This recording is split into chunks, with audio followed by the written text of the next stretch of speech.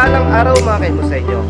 Nagsimula na ngayong araw ang implementation ng COMELEC checkpoint for 2025 national and local election at bar parliamentary election sa Philippines. Pinangunahan ni Police Colonel Lloyd E. Alegre, Acting Provincial Director ng Cavite PPO kasama ang Provincial Election Supervisor for ng COMELEC na si Atty. Cel Veron L. Morales Castro upang tiyakin na maayos na nakalatag ang direktiba para sa checkpoint. Ang naturang layunin ng COMELEC checkpoint na ito ay makapagbigay ng kalaman sa mga kababayan nating Usenyo ukol sa gun ban, liquor ban, at iba pang election essential laws. Isa rin dito ay upang maiwasan ang kriminalidad na maaaring mangyari. Pakitapos naman po ang video na ito at kung kayo man ay hindi pa po nakafollow sa aking FB page, FB account at YouTube account, pakifollow na lang po ang Rains Vlog, Rains Vlog TV at Rains Vlog 4736 para lagi kayong updated sa mga nangyayari sa ating lungsod. Muli, ito po ang inyong lingkod, Rains Vlog, ang Police Regional Secretary Vlogger mula sa Imus Component City Police Station. Dahil sa bagong Pilipinas, ang gusto ng pulis, ligtas tayong lahat. Maraming salamat po.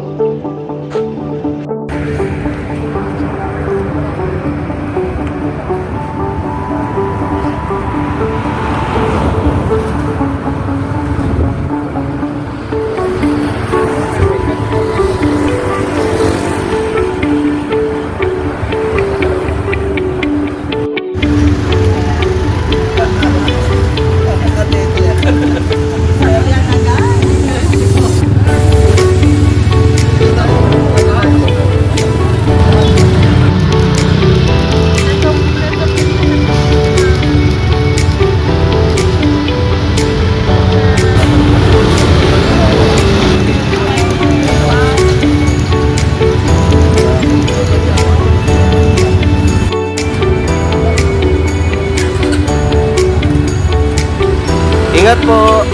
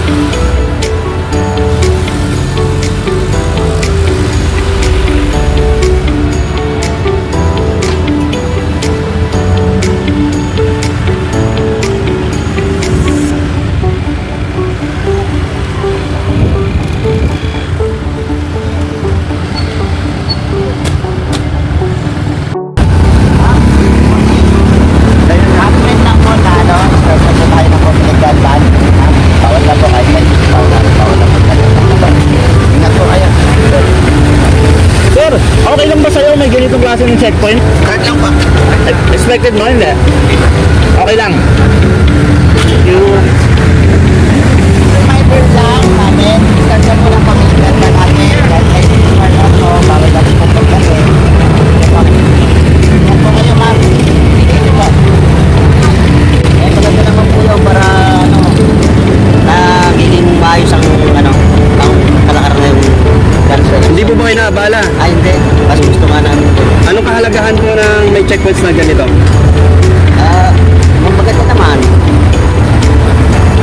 Maganda naman. Pangalan sir? Abner Magyari. Okay sir. Thank you. Maraming salamat sir. Ingat po. Salamat po. Ingat po kayo.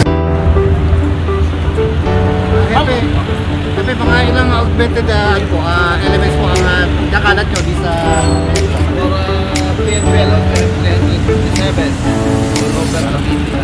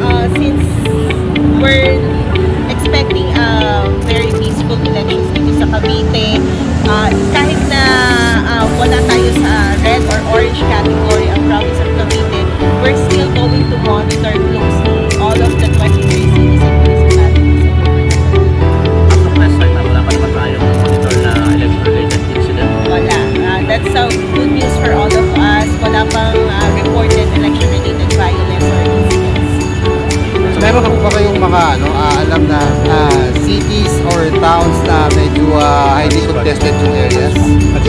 Highly contested. Wala naman. That usual na may mga magkakatunggal pero wala pa talagang reported na ano. So, kinakausap naman natin sila na they have to abide by the rules.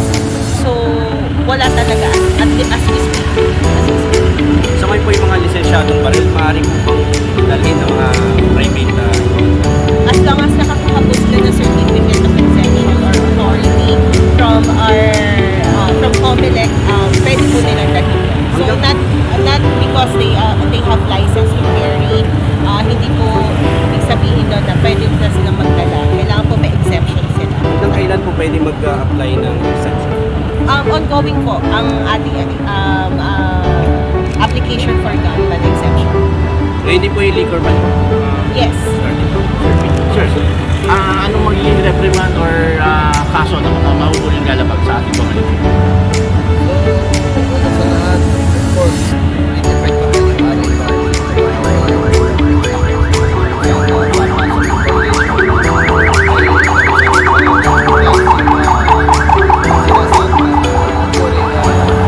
election. Marami tayong pinaglaban sa election. Dapat i-apply